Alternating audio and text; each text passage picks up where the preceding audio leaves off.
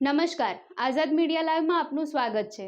આણંદના પેટલાદમાં આજે ક્ષત્રિય સમાજ દ્વારા પુરુષોત્તમ રૂપાલાના વિરોધમાં આવેદનપત્ર પાઠવવામાં આવ્યું। પરસોત્તમ રૂપાલાના વાણી વિલાસના કારણે હાલ ભાજપની મુશ્કેલીઓ વધી છે।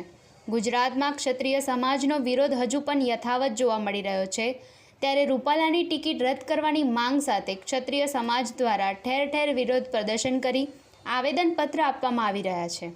આજે પેટલાદ તાલુકાના મામલતદારને ક્ષત્રિય સમાજ દ્વારા રૂપાલાના વિરોધમાં આવેદનપત્ર પાઠવી રજૂઆત કરાઈ છે।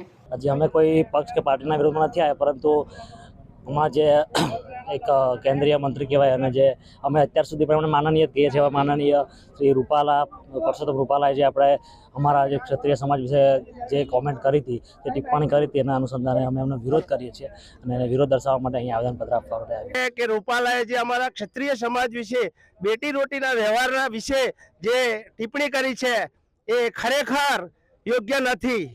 એમણે જે સિંહની બોર્ડમાં હાથ ઘાલ્યો કહેવાય અને એમને આ વસ્તુ ભારે પડી જશે। ક્યારેય અમે આ સહન કરી લેવાના નથી અને જો ટિકિટ રદ નહીં થાય તો આનું ગંભીર પરિણામ આખા ગુજરાતના ક્ષત્રિય સમાજ રોડ ઉપર આવી જશે અને ગંભીર પરિણામ ભોગવવા તૈયાર છે। સમસ્ત પેટલાદ શહેર અને પેટલાદ તાલુકા ક્ષત્રિય સમાજના યુવાનો દ્વારા આજે મામલતદારને આવેદનપત્ર આપવામાં આવ્યું। પેટલાદ તાલુકાના 56 ગામોમાંથી ક્ષત્રિય સમાજના યુવાનો મોટી સંખ્યામાં આવેદનપત્ર આપવા માટે ઉપસ્થિત રહ્યા અને સૂત્રોચ્ચાર કરી પોતાનો વિરોધ વ્યક્ત કર્યો। અમિત પારેખ, આઝાદ મીડિયા લાઈવ, આણંદ।